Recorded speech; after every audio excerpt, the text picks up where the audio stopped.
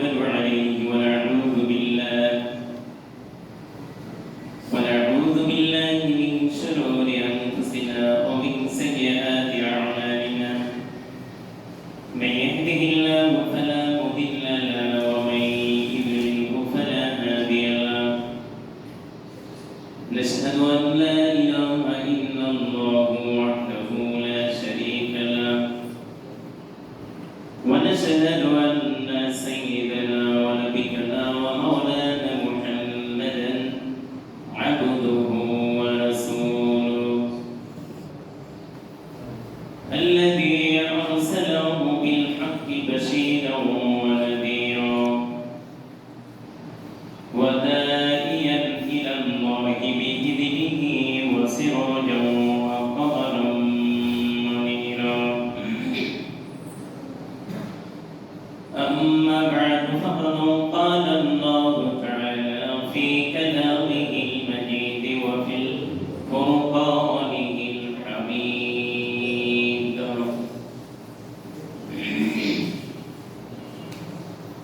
أعوذ بالله من الشيطان الرجيم بسم الله الرحمن الرحيم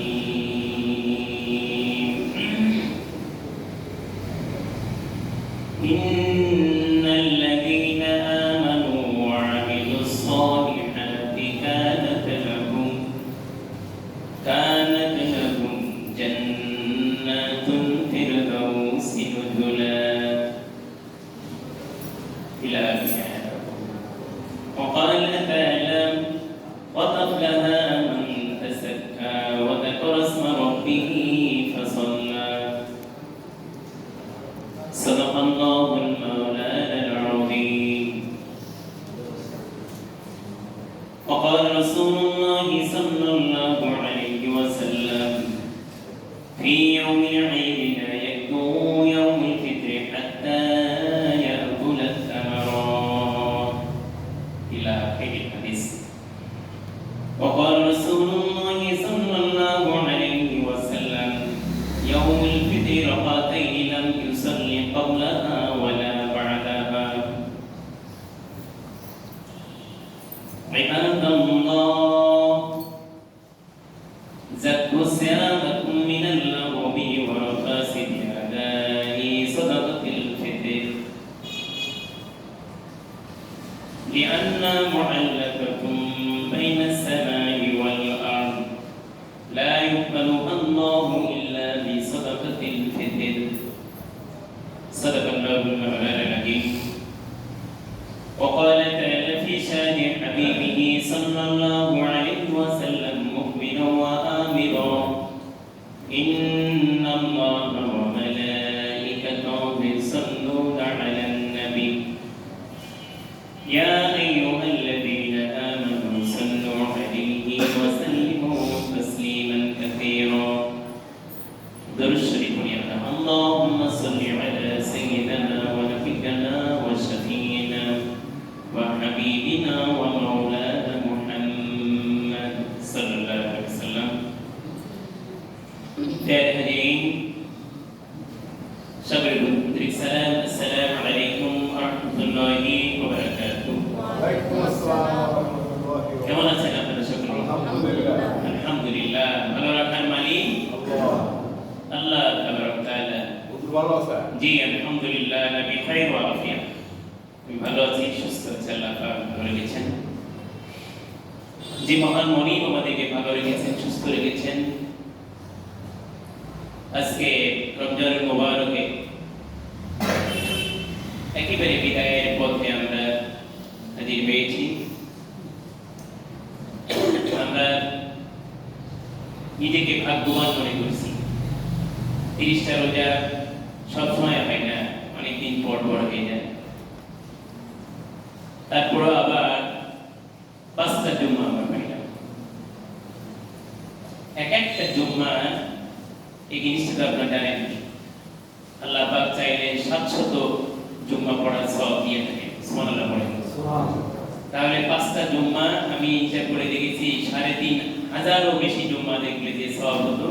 আমরা রমজান মুবারকে 5টা জুম্মায় তার চেয়েও বেশি আল্লাহ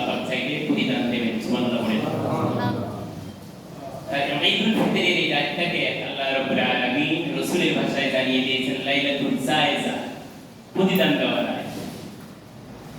তো আমরা ব্যতিক্রমধর্মী মুসলমান, কিছু কিছু মুসলমান আছে এই রাতটাকে আনন্দ ফুর্তির দিন মনে করে, আনন্দ ফুর্তির রাত মনে করে। কথা ঠিক না বেটি বলেন? আল্লাহ পাক আমাদেরকে সঠিক বুঝদান করুন। আজকে আমরা আখিরি জুম্মা আমরা পেয়েছি, আমরা আসতে পেরেছি, ভালো আছি, এই জন্য মহান মরিবে প্রাণ ভরে শুকরিয়া আদায় করি। সকলে বলছি আলহামদুলিল্লাহ, জোরসরে পড়ি আলহামদুলিল্লাহ। দরুদ ও সালাম শ্রেষ্ঠ নবী মানবতার মুক্তির দূত ইশারি প্রাণ প্রিয় নবী জনাব মুহাম্মদ রাসূলুল্লাহ সাল্লাল্লাহু আলাইহি ওয়াসাল্লাম। প্রিয় হাজিরিন, জুম্মাতুল বিদা মানে আমরা বুঝতে পারছি বিদায় হয়ে যাচ্ছে আমাদের মাঝ থেকে আমাদের মেহমান। মেহমানের সঙ্গে আমরা কিরূপ আচরণ করেছি আমরা নিজেরাই পর্যালোচনা করে বুঝতে পারবো ইনশাআল্লাহ। তো আল্লাহ পাকের বক্তব্য হলো আজকে তারাই সফল কাম হয়েছে, তারা মেহমানের সঙ্গে ভালো আচরণ করতে পেরেছে, মেহমানকে ভালোভাবে বিদায় করতে সক্ষম হয়েছে। আজকে বিদায় করতে আমরা সালাম জানাবো। আল বিদা ওয়াল বিদা ইয়া শাহরুর রমাদান, আল বিদা ওয়াল বিদা ইয়া জুমাতুল আখির ফি হাদা শাহর। প্রিয় হাজিরিন, আল্লাহ পাক বলতেছেন ক্বাদ আফলাহা মান তাসাক্কা, সেই ব্যক্তিটাই খুদে পবিত্রতা অর্জন করতে পেরেছে, সেই ব্যক্তিরই সফল কাম হয়েছে যে নিজেকে নিট এন্ড ক্লিন করতে পারবে একটি মাসে। সুবহানাল্লাহ বলেন। তা আপনি আমি নিজেই বুঝতে পারতেছি আমি কতটুকু ভালো হতে পেরেছি, তাকওয়া অর্জন করতে পেরেছি। রাসূল সাল্লাল্লাহু আলাইহি ওয়াসাল্লাম বলেছেন রমজান পাওয়ার পরে যে প্রকৃত ট্রেনিং দিতে পেরেছে, সফলতা অর্জন করতে পেরেছে, কৃতকার্য হয়েছে, সেই হলো ভাগ্যবান। আর যে করতে পারলো না সে হলো হতভাগা। ওয়াযাকারা ইসমা রাব্বিহি ফাসাল্লা, ইবাদতের মধ্য দিয়ে আল্লাহ পাকের সন্তুষ্টি অর্জন করা, তাই না? সেই দিকার আগে সালাতুত তাহাজ্জুদের নামাজ আদায় আমরা করেছি অনেকেই। অনেকের কাছ থেকে পাওয়া যায় সেহরি খাওয়ার সময়টাও ঠিকভাবে পায় না। তাহলে তার জন্য এই সেহরি খাওয়ার সময়টা সালাতুত তাহাজ্জুদের নামাজের ইঙ্গিত তাকে দিয়ে দিতে পারলো না। একটি মাসে এর সঙ্গে ভালো ব্যবহার করতে পারলো। আবার অনেকেই এর সঙ্গে ভালো ব্যবহার করেছি আমরা। আগে ভাগে একটু উঠেছি, 2 রাকাত হলে সালাতুত তাহাজ্জুদের নামাজ পড়েছি। যেহেতু একটি মাসের ট্রেনিং আমাদেরকে কি অনেক কিছু শিক্ষা দিয়ে গেল, ইউনিটি, ফ্রেটার্নিটি, ফেথ, ডিসিপ্লিন, বিশেষ করে ডিসিপ্লিনটা কি বলে, হ্যাঁ, একই সাথে নামাজ আদায়, টাইম টু টাইম, সেহরি খাওয়া, ইফতার করা, কত সুন্দর ডিসিপ্লিন না?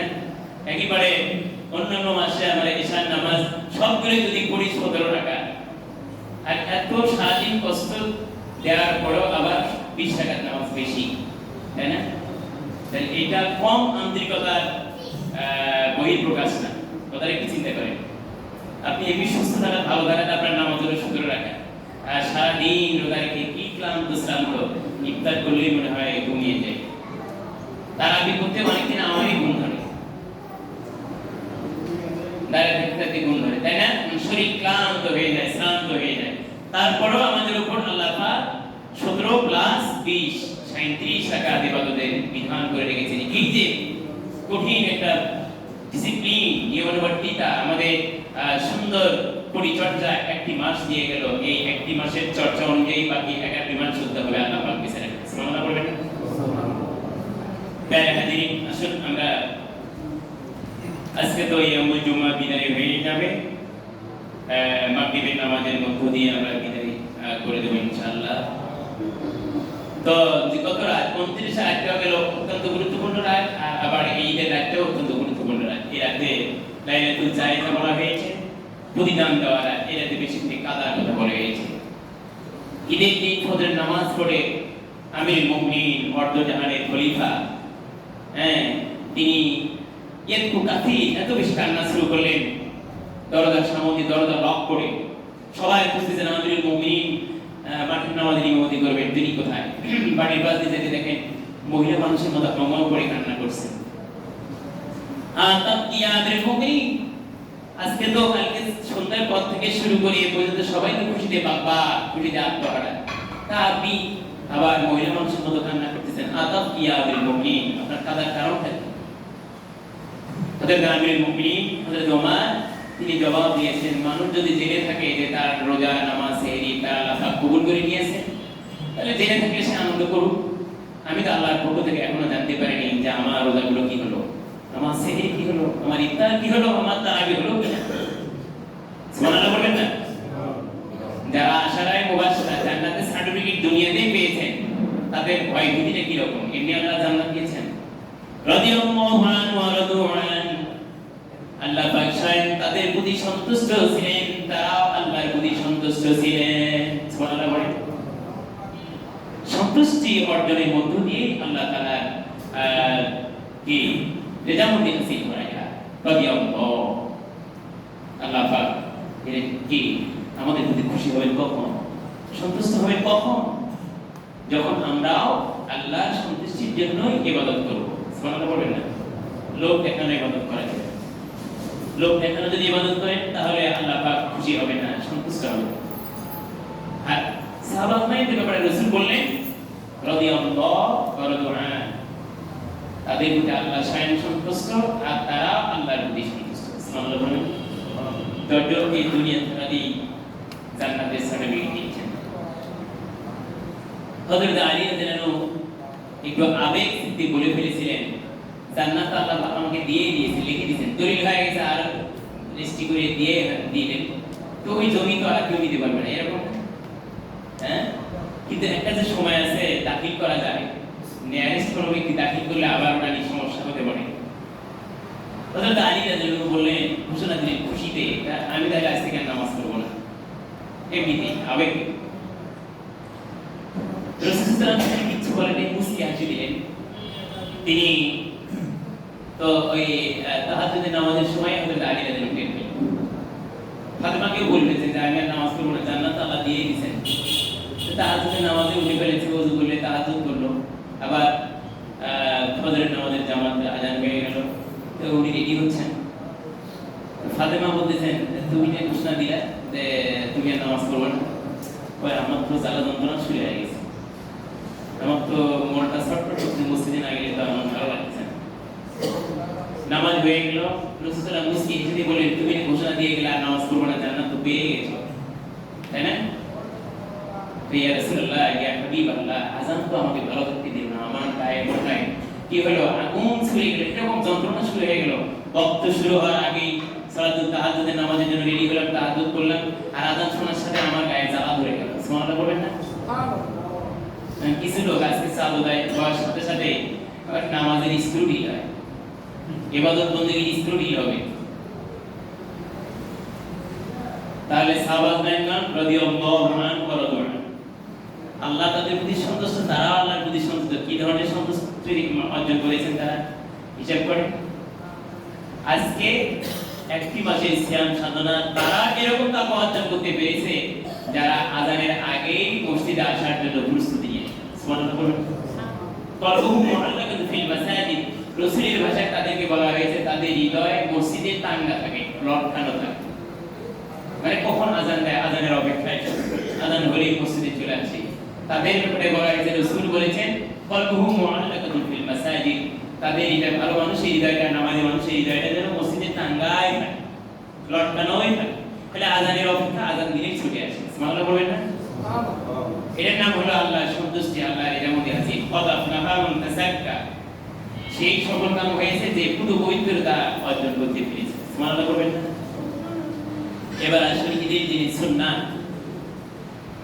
ঈদের দিন রাসূল সাল্লাল্লাহু আলাইহি ওয়াসাল্লাম বলেছেন প্রথম সুন্নাহই হলো সালাতুল ফজরের জামাতে অংশগ্রহণ করতে হবে। সুবহানাল্লাহ বলবেন না?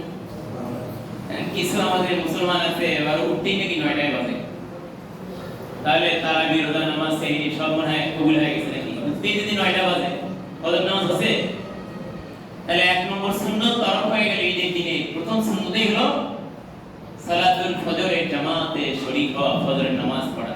কোন কারণে যদি জামাতে না আসতে পারেন তবে নামাজ পড়বে, নামাজ পড়তে হবে, তবে শর্ত হলো জামাতে অংশগ্রহণ করা। সুবহানাল্লাহ বলবেন।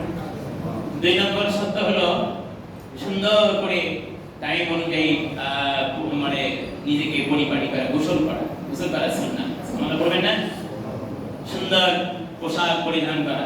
এখানে কিন্তু বলা হয়নি একেবারে নতুন জামা পরা, 1,500 টাকা দামি পাঞ্জাবি না হলে ওটা মনে হয় ঈদই হলো না, 3,000 টাকা পাঞ্জাবি না হলে ঈদ হবে না, এগুলো কিন্তু সুন্নাহ না, মাইন্ড করবেন না, তবে কিনতে নিষেধ করছি না। নতুন জামা পরাও সুন্নাহ। যদি না থাকে, সাধ্য যদি না থাকে, তাই বলে কি তার ঈদ হবে না? ঈদ হবে। এই ঈদটা, ঈদের আনন্দটা, ঈদুল ফিতর, এটা দুইটা অর্থ বহন করে। একটা হলো রোজা ভঙ্গের খুশি, আর একটা হলো খুশিকে ভাগাভাগি করার জন্য ফিতরা দেওয়া, অর্থ সম্পদ ধনীদের বিলিয়ে দেওয়ার খুশি। সুবহানাল্লাহ পড়ে। ধনী আর গরিব সবাই একসাথে খুশিটাকে ভাগাভাগি করে নেওয়া, এটার নাম হলো ঈদুল ফিতর। সুবহানাল্লাহ পড়বেন না? আর ঈদুল আযহা হলো উৎসর্গ করার কোরবানি। ওখানে আপনার পশু কোরবানির মধ্য দিয়ে যারা গোশত কেনার সামর্থ্য রাখে না, তাদেরকে গোশত পৌঁছে দেওয়ার ভাগাভাগি, এই আনন্দ ভাগাভাগি করার নাম হলো ঈদুল আযহা। সুবহানাল্লাহ পড়েন। প্যারা হাজিরিন, তাহলে ঈদুল ফিতর উদযাপন করবেন সুন্দর পরিপাটি জামা পরে, সুন্দর আতর খুশবু লাগিয়ে মসজিদের দিকে, মানে মাঠের দিকে যাওয়া। মাঠে উন্মুক্ত জায়গায় নামাজ পড়াই হলো সুন্নাহ। ব্যতিক্রম হলো যদি সুযোগ না থাকে তাহলে মসজিদে পড়া জায়েজ, চলবে। কথাটা বুঝতে পারছেন? তার মানে মসজিদে পড়বেন। বৃষ্টি বাদল হলো তাহলে মসজিদে পড়তে হবে। তারপরে শহরের যেগুলো জ্যাম এলাকা, এগুলো তো মাঠের ব্যবস্থা অনেক সময় থাকে। যাই হোক, এগুলো হলো সুন্নাহ। তারপরে সুন্নাহ হলো এক রাস্তা দিয়ে যাওয়া, ও তার আগে হলো সম্ভব হলে কবর জিয়ারত করা সুন্নাহ। কবরটাকে সুন্দর করে পরিপাটি নিট এন্ড ক্লিন করা, ঘাস সাফ করা, কবরটা সুন্দর করা। বাবা মা, আত্মীয় স্বজন, দাদা দাদি আছে, এটা সাধ্য হলে এটা ফজর নামাজ পড়ে গোসলের হাত দিয়ে যদি করতে পারেন, টাইম টেবিল যদি থাকে, তাহলে ওইটা করবেন। সালাম দিবেন, আসসালামু আলাইকুম ইয়া আহলাল কুবুর। আপনার মনে হয়ে যাবে এখানে আমার বাবা আছে, এখানে আমার মা আছে, এখানে আমার দাদা আছে, আমিও এই রমজান পাবো কিনা, এই কবর আমাকেও রাখছে। এই কথাটা যদি আপনার মনে হয়, চোখে পানি ধরে রাখতে পারবেন। আপনার যদি মনে হয় এখানে আমার মা আছে, আপনি নিজেকে কন্ট্রোল করতে পারবেন। আপনি যত বড়ই আপনি একেবারে কঠিন বিদায় না কেন, আল্লাহ পাক বলেছেন সুম্মা কাসাত কুলুবুকুম, পাথরের চেয়েও কি তোমার হৃদয় শক্ত? যেদিন আমি বলেছিলাম জাহান্নাম 7টা তৈরি করলাম, এগুলো দিয়ে মানুষ দিয়ে ভরাট করব, মানুষ আর জিনজাতি দিয়ে। যদি ভরাট করা সম্ভব না হয়, বেশি মানুষ বেশি জিনজাতি যদি জান্নাতে চলে যায়, তাহলে আমি বাকিটা পাথর দিয়ে ভরাট করব। সুবহানাল্লাহ বলবেন না? সেই দিন থেকে পাথরের আর কান্নায় তারা ভিজে যাচ্ছে। আপনি দেখবেন সমুদ্র সৈকত গুলো দিয়ে পাথর বেরিয়ে বেরিয়ে পানি পড়তেছে, এরকম নাই? বছরেন যান আপনি সমুদ্র সৈকত, কুলসিরু ফিল আরদ সুম্মা আনজুরু কাইফা কানা আকিবাতুল মুকাদ্দিবিন। এই জন্য আল্লাহ পাক বলেছেন বিভিন্ন এলাকা ভ্রমণ করো, ভ্রমণ করলেও তোমার ঈমান তরুতাজা হবে। ইতালিতে যাও, ভিসুভিয়াস পাহাড় আছে, সিসিলি পাহাড় আছে, আগুনের পাহাড়, জ্বলন্ত আগুনের, যা দুনিয়ার জাহান্নাম যদি দেখতে যাও, ইতালিতে যাও। ভিসুভিয়াস পাহাড়, সিসিলি পাহাড়, হাজার হাজার বছর ধরে জাহান্নামের উত্তপ্ত লেলিহান শিখার কারণে পিচ গলার মতো, যে রাস্তা পিচ করে না, এই পিচ গলার মতো করে আগুন জ্বলতেছে। কিন্তু আল্লাহ পাক একটা আইন দিয়ে রেখেছেন, বাউন্ডারি, নির্দিষ্ট এরিয়া দিয়ে রেখেছেন, এই এরিয়া ওরা পার করে না। সুবহানাল্লাহ। এরিয়া যদি পার করতো, বাংলাদেশও আটকে ওই পিচ গলে গলে আসতো। কিন্তু আল্লাহ পাক বলে দিয়েছেন থাম, তো যে আইন দিয়েছে ওই আইন বাইরে যাওয়া ইতিহাস হতে যাবে। সুবহানাল্লাহ। আল্লাহ পাক জ্বলন্ত জাহান্নামও পৃথিবীতে রেখেছেন, রক্তের সাগরও রেখেছেন। লোহিত সাগর আছে না? লোহিত সাগরে এখনো কাফের মুশরিকদের কিছু বাহিনী, সম্ভবত 27 জন মহিলা, 72 জন কাফের এখনো জলজান্ত, তারা জেন্দার মতো করে তারা ওই লাশগুলো, বডিগুলো লোহিত সাগরে ভাসছে, যারা রাসূলের বিরুদ্ধে চারণ করেছিলেন। হেলিকপ্টারে স্লো করে নিচ দিয়ে গেলে ওখানে দেখা যাবে। প্যারা হাজিরিন, আজকে আলোচনার বিষয় না, আমি যেটা বুঝাতে চাচ্ছি, কবরের কথা যদি স্মরণ, জাহান্নামের কথা যদি স্মরণ করতে চান, তাহলে ইটালিতে যান, জাহান্নাম কিরকম। আর কবরের বাড়ির কথা যদি স্মরণ করতে চান ঘন ঘন, প্রতি শুক্রবার সম্ভব হলে কবরের বাড়িতে যান, কবরস্থানে যান, সালাম দেন, কবরগুলো পরিপাটি করেন, সুন্দর করেন। এখানে তো আমিও যাচ্ছি কয়েকদিন পরে, তার হৃদয়টা কি বিগলিত হবে না, ইয়া হবে না, কান্না জড়িত হবে, আপনার হৃদয়টা নরম হয়ে যাবে, আপনার ঈমান তরুতাজা হবে। সুবহানাল্লাহ পড়ে। তাহলে আগামীকাল সম্ভব হলে এটা করবো আমরা ইনশাআল্লাহ। ইনশাআল্লাহ বলে ইনশাআল্লাহ। তারপরে রাসূলের সুন্নাহ হলো রাস্তা দিয়ে ঈদগাহ মাঠে যাওয়ার সময় সবাইকে সালাম দিবেন।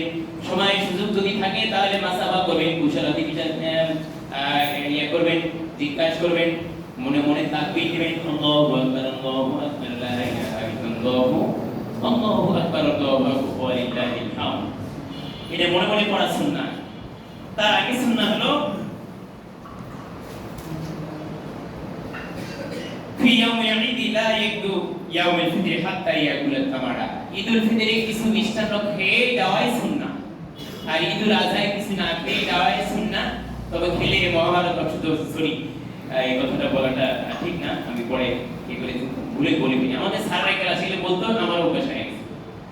তো নাউযুবিল্লাহ, আস্তাগফিরুল্লাহ, মানে মহা অশুদ্ধ হবে সেরকম না, তাই না, যে এটা গুনার কাজ না।